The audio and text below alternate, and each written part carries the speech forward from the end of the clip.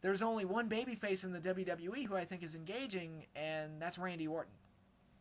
In the fictional world of wrestling, which is a show about men who solve their problems through violence, and violence and fighting is basically their job, Randy Orton is an aggressive, destructive badass. He goes out there and he hurts people, and right now he's feuding with heels, so the fans are going to get behind him. And the fans have gotten behind him. They love Randy Orton because he's an aggressive badass, and he's awesome. I can totally see the appeal in Randy Orton right now.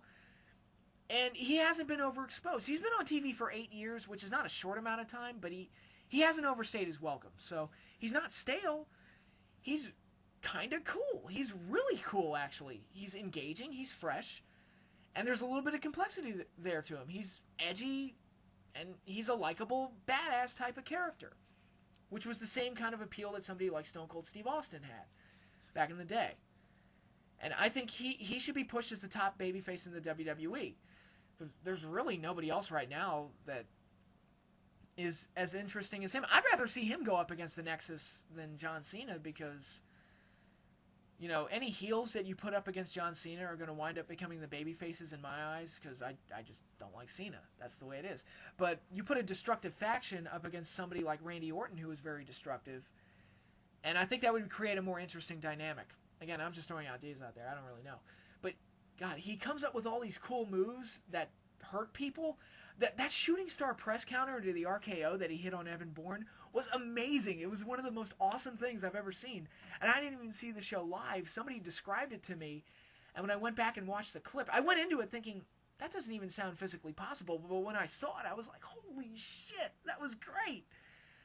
And they can do cool things like that with Randy Orton, and it'll be awesome.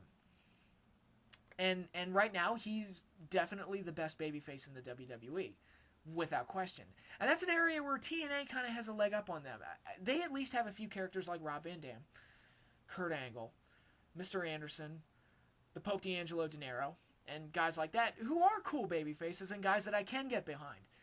But WWE, really all they have right now is Randy Orton and I guess Christian, but they're never going to do anything with him. I pretty much gave up on him a long time ago.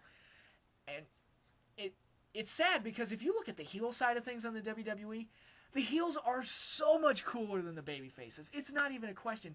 Now, I believe in entertainment, and I could look at movies and TV shows for this. Villains are inherently cool anyway.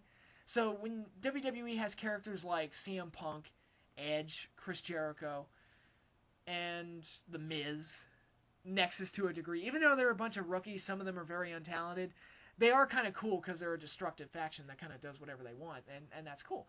And I believe that villains are inherently cool, and that's not really problematic to have cool villains in the WWE.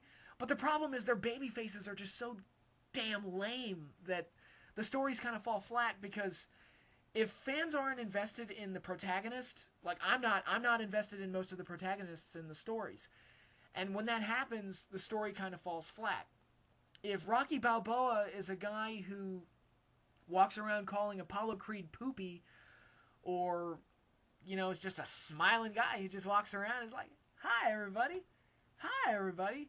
And there's no real depth or intrigue to his character, then I'm not going to care about the fight with Apollo Creed, because I don't like Rocky Balboa. He's lame, boring, one-dimensional, whatever. But, and he calls somebody poopy, which is really stupid. But, yeah, if you don't have a good protagonist, the story is going to fail. And that's a problem that the WWE needs to fix.